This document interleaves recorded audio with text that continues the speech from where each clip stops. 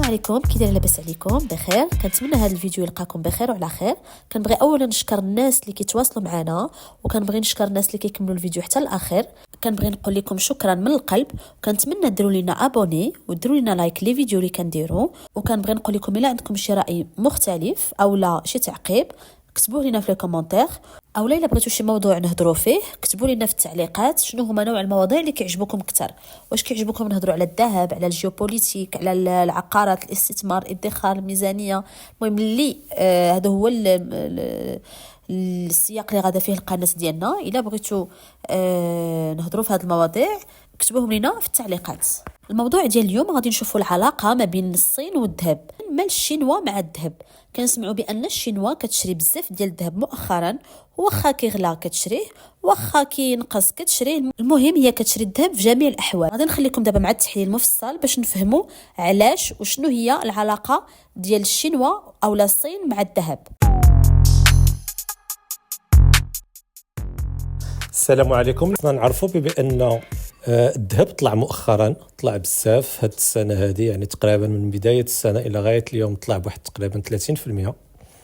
هاد الطلوع ديالو عنده اسباب كثيره الصراحه. يعني الاسباب ديالته الا جينا نلخصوها شويه نقدروا نقولوا ان كاين الحرب الامريكيه على روسيا بالنيابه اللي عن طريق اوكرانيا، وكاين الحرب ديال اسرائيل وغزه حتى هي نفس الشكل، حرب امريكيه ولكن بالنيابه.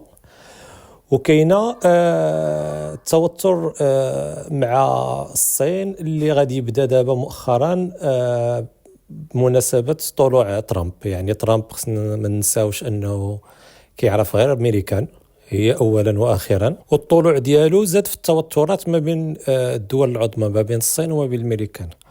وديكو هذا الشيء خلى ان يعني من بدايه السنه الحروب ادت ان الذهب يطلع، وادت ان الصين باش تحوط شويه من هاد المشاكل اللي داخله فيها مع ترامب. وفي نفس الوقت الصين حاضيه راسها من داكشي اللي طرا روسيا. خصنا ما ننساوش بان بسبب العقوبات الامريكيه على روسيا والدولار اللي كان عندها كانوا بلوكاوه ليها في كاع الابناك تقريبا العالميه، الصين استفدت من الموضوع، استفدت وفهمت بانها ما خصهاش يبقى عندها السندات الامريكيه، حيت هي تقريبا نقدروا نقولوا اول دوله في العالم ولا ثاني دوله في العالم اللي عندها السندات الامريكيه بقوه في الاحتياطي ديالها. وهذا الشيء خلى الصين انها تبدا تبيع السندات بشويه بشويه، وفي نفس الوقت بدات كتشري الذهب اون باراليل. كتبيع السندات كتشري الذهب، كتبيع السندات كتشري الذهب. وهذا الشيء ادى ان الطلوع ديال الذهب تقريبا ب 30% من بدايه السنه. هذاك الطلوع تحبس شويه في الصيف، يعني تقريبا خلينا نقولوا في جوان جويي اوت صافي الصين كانت حبست الشراء لانها كانت كتسنى تشوف الانتخابات فين غادي تسالي.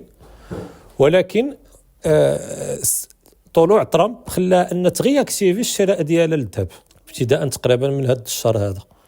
وهذا الشيء خلى ان الذهب يعاود يطلع يكمل الصعود ديالو. كان هو تستابيليزا شويه لدرجه انه كان هود واحد الوقيته، ولكن دابا عاود طلع وبقوه.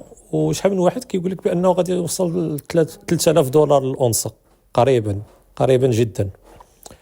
فوالا يعني الصين كتشري الذهب بقوه، البنك المركزي ديالها كيشري الذهب بقوه، كيبيع في السندات بشويه بشويه، وكيوجد راسو الحرب التجاريه اللي داخل فيها مع الولايات المتحده، كيوجد راسو بتات حرب عسكريه بسبب الفيتنام وداكشي اللي طاري لهم معاها.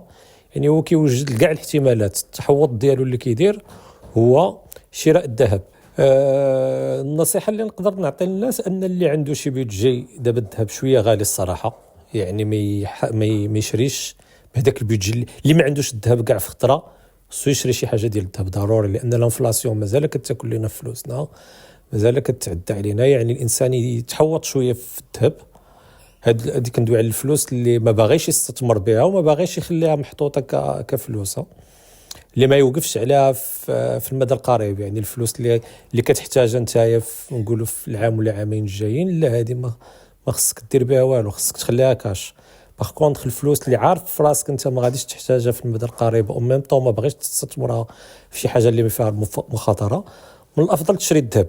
الوغ لهاد المونطون هذا اللي انت باغي تشري به الذهب، ما تشريش دابا كلشي في خطره واحده.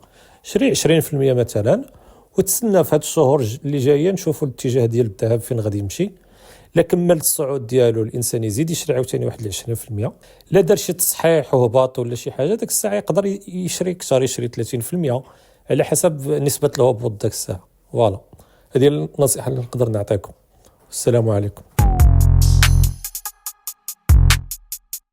الحلقه ديال اليوم سالات، كنتمنى الموضوع يكون عجبكم، تكونوا استفدتوا في هذه الحلقه هذه. ما تنساوناش من ابوني ومن لايك، وقولوا لنا في التعليقات المواضيع اللي تبغوا نهضروا فيهم المره الجايه.